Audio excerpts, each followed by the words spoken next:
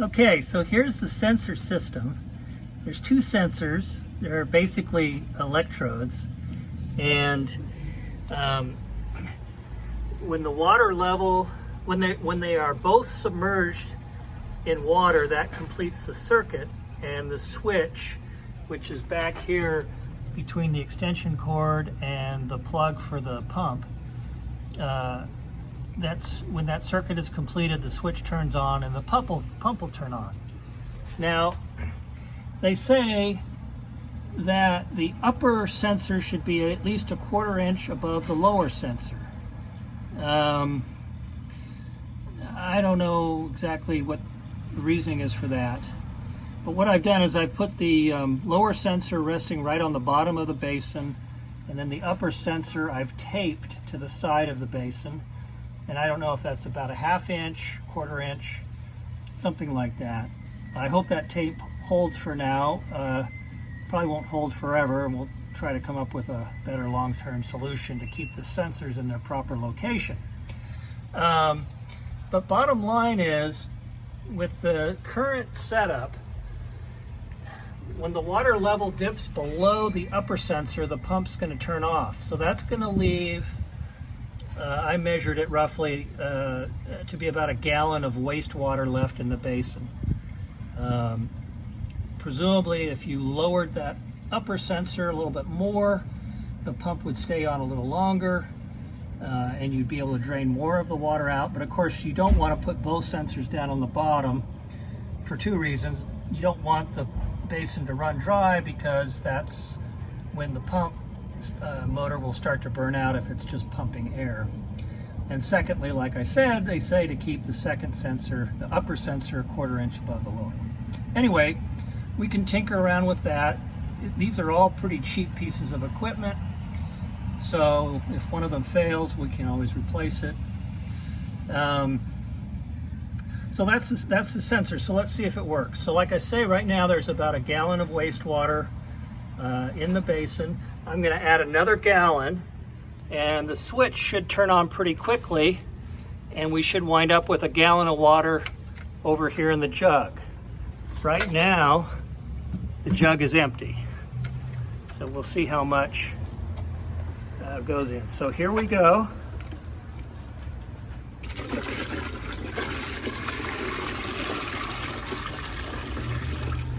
I don't know if you can hear the beeping, but the switch is beeping and that green light is on when it's working and the pump is on, or the switch is on. So the pump is on right now, and theoretically it should pump whatever additional water I just poured in into the jug. And it seems to be working. While we wait for it to finish, I'll just side note, that pump seems to handle debris okay. Obviously there's some pieces, like grass pieces, that may not be able to get through at all, but whatever fits in the pump seems to be pumped into the jug.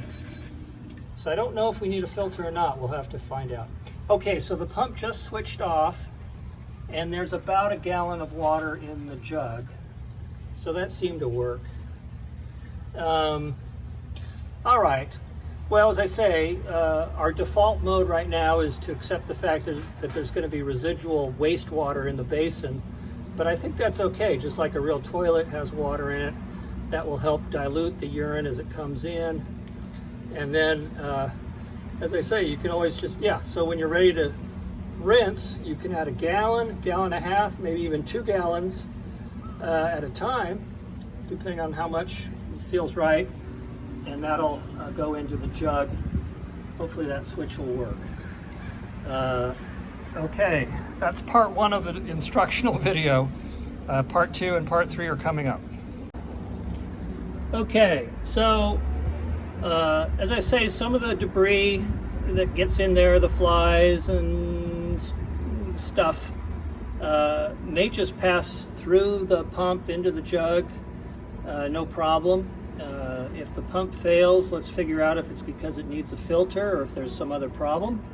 But in any case, there's probably going to be some heavier sediment and maybe some larger debris like flies that aren't going to go through the pump. and they're just going to collect on the bottom. So a couple of tools you can use if you ever want to just do a cleaning of the basin.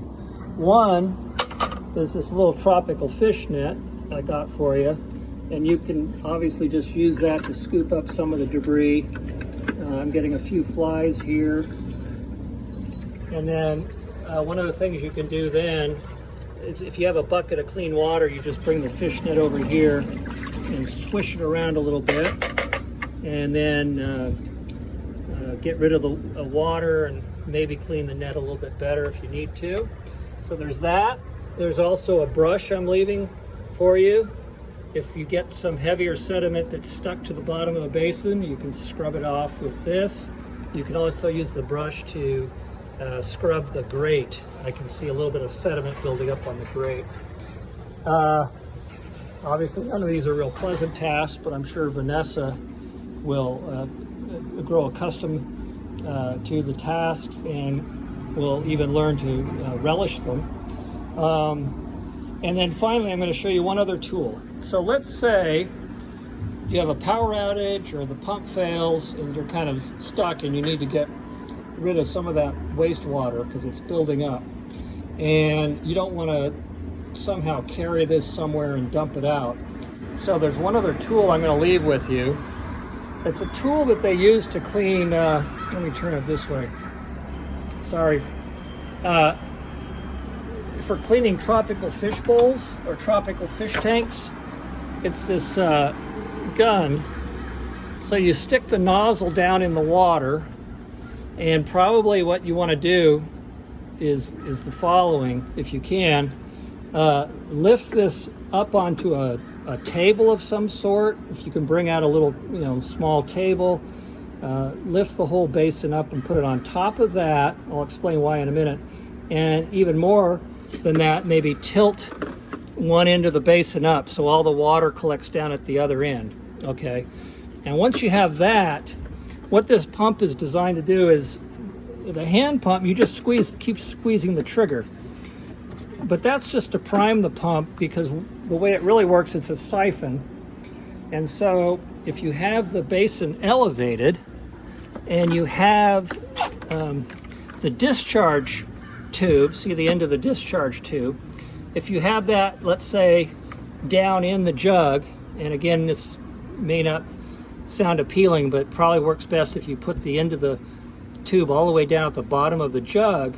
So with the end of the tube down there in the bottom of the jug and the basin itself raised up, once you prime the siphon manually with this handle, it'll just evacuate all the water from the basin into the jug using a siphon effect.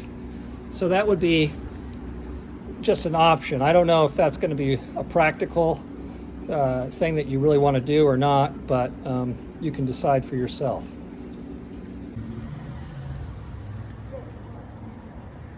Okay, last couple of things.